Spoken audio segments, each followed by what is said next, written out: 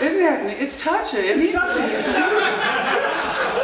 No, things have to have meaning. That's why, real quick, you know, like, oral sex was brought up. You know, it's a good thing. I like to read about it and stuff. But I'm like, what if? I gotta have some more answers here. That alone, it has to have meaning. Like, I have to know what the great blowjob means. I would call, if that ever happened to me, I would call the next day. What did it mean? So everything has to have meaning. What does it mean that you're laughing? Did you like? I thought it was great. Oh, we're having meaning? Oh, good. It's got meaning. Thank you so much. Bonding. Oh, my God. So then I'm almost... I got one more little laugh here, and then I'll go. Let me see. I was going to go from that to... Oh. This one's called, and then I'm done. It's called Great Rye Becky, Get Out of Our Yard. It has to do... And he could be here even. And it's I always use everybody's real name if they're in my story. What happened was when I was in grade school, our family had a lot going on, like volleyball and stuff in our yard, and we had a little creek. And Greg Rybecky from the other neighborhood wanted to come and play in our yard. And my younger brother took it upon himself to police our little area.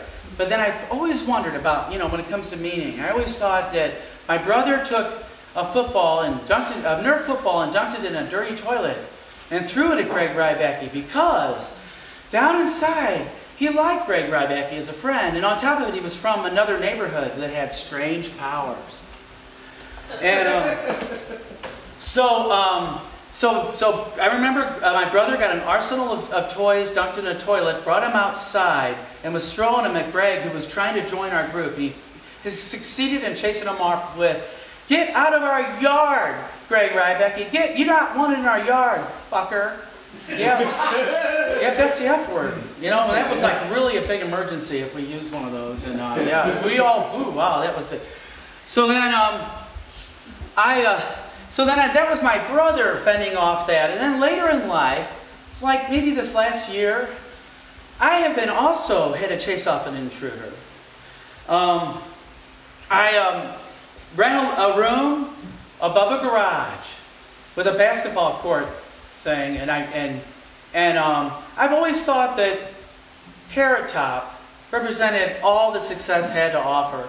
I used to think it was David Hasselhoff, but I don't, you know, that's a little vainglorious. So I'm sitting there at a couch with my back towards the driveway, watching football because I wasn't sure that I hated football yet. And I hear a motorcycle in my driveway outside the house I'm renting. And I turn the TV up a little louder to hide it, to drown it out. And then I turn around and look out the window, and there he is. It's Carrot Top on the coolest motorcycle ever. And it's like got a spot for me. And he's waving to me. I don't know where he wants to go. It could be to LA. And I'm like, "Carrot Top, what are you doing in my driveway? The neighbors can see you." And I go back to the TV, and I turn it up a little bit louder. And then finally, I can't fight it anymore. And I put a headband on. I turn the TV off, and I come running outside, and I jump on Carrot Top's motorcycle. And I put my hand around his ribs.